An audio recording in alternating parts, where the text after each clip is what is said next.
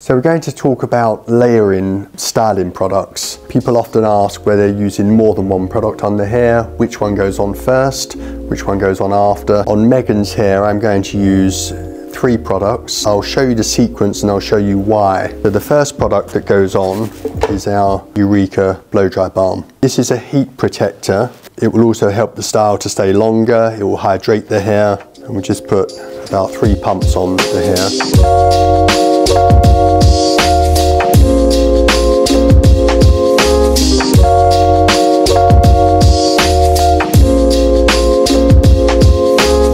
Why that goes on first is because this product is working at a deeper level. This goes on to clean hair, and we want this to penetrate down to the core of the hair where it's going to be protective, hydrating. The other styling products we're going to use are more closer to the surface. They're sitting more on the surface of the hair shaft, and they're designed to give the hair body, make the hair feel thicker.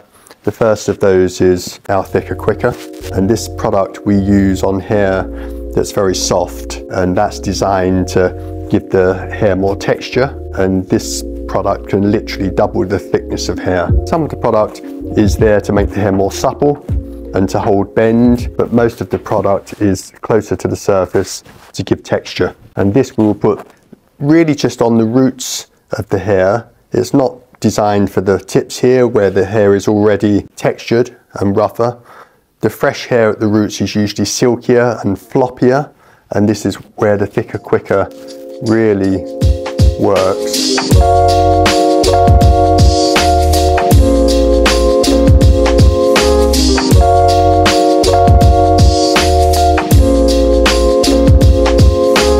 The other product I'm going to use, and this is a popular combination that we use in the salon when we want to give a lot of body to hair, is our Volumising Mousse. This will thicken hair but also smooth hair. This we tend to use on the mid-lengths and the ends of the hair that already have a bit of texture and a little bit of roughness. Not too much. We'll look at like a golf ball size or an egg size, and you'll see that I'm applying mid-lengths and ends.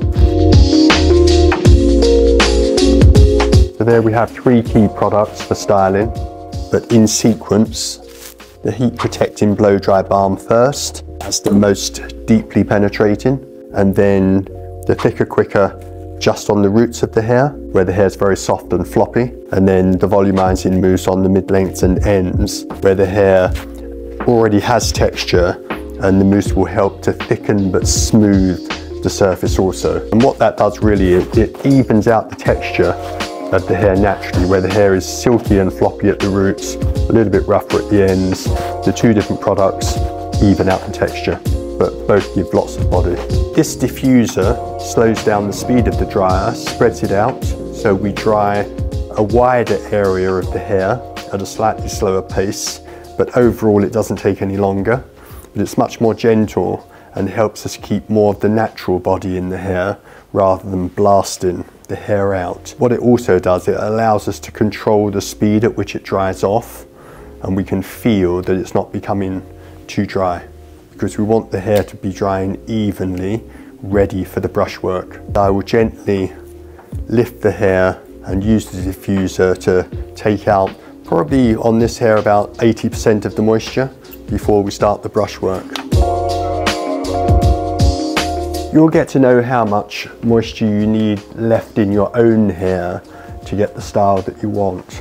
But what would be useful is just to talk about how to take a few sections and how to work neatly on the most important parts. If we look at the hairline here, the most important part of any blow dry is how the hair leaves the face here. Whether you're choosing something that's very smooth and natural around the face, or with lots of lift and full, how each hair leaves the face and how each section blends in is really important to making it look like a natural, believable hairstyle. We don't want to have sections that are, very extreme distorted set, where one piece is very lifted, the next piece is very flat, hair gets screwed up around here.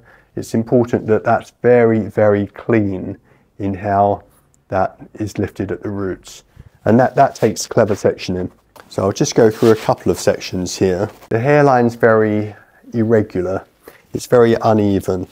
We have a widow's peak at the front here, and then the hairline comes back, and for a lot of people their hair is quite fine around here, and then it comes forward to another peak here, and then comes back and down, and then back up. During those areas here, there are all different thicknesses. The hair's generally at its most thickest here at this point, and then it goes finer. Then it may be slightly thicker, more forward again here, and perhaps finer underneath. Balancing those out in how it's blow dried to make sure the hair blends well and looks natural comes down to the sectioning pattern that we use with the brush. Sometimes people wear themselves out doing this part of their hair and then rush the most important part here. Whatever time you have, you should really give the most attention to this being done properly. The tips of the hair, the top layer, and if you have time and enjoy blow drying your hair, then you can spend a lot of time working on the underneath if you choose to. I would always take a section with a line going slightly up. These two sections here will blend together better. If you don't get the join perfectly, the section above will cover that line. You won't look directly straight through it. The next important thing is that the hair is lifted high. If you try and blow dry down here, you won't get any control of the roots. And so whatever the roots are doing naturally, that's how they'll end up, or they may even be more distorted if your dryer over dries them. So lifting the hair high means that the brush starts with control at the roots. If we don't want very much lift, we come out and bring it down. And if we do want to keep the lift, we keep it up and put the bend in at the roots.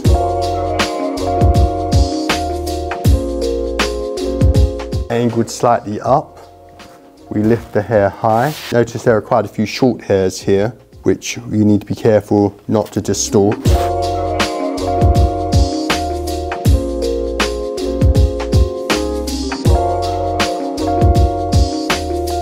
That section just brings in the very short hairs there and ties them in to the rest.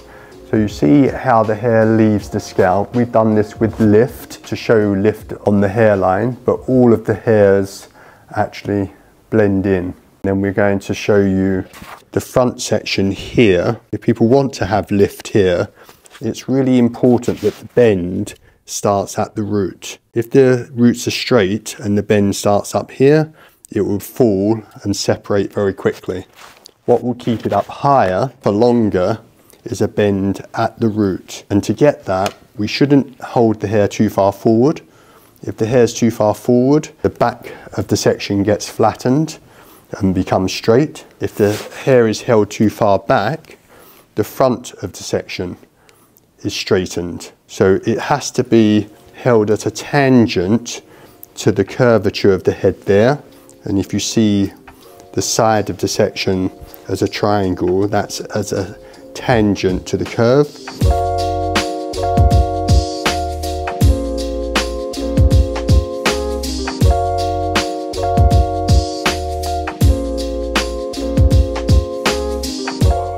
So that's a way to get some body into Megan's quite fine and straight hair if she wanted to have a softer, looser look. And I'll use one more product as a finish, the 10-second transformation, and a little of this just on the ends, only onto dry hair, will just give a little bit more texture and body through the ends of the hair. It's a product you can use when you just want to vamp hair up, and it's a tiny amount, but you see the difference on one side, just that tiny amount already compared to the fluffier, floatier side here that doesn't have it.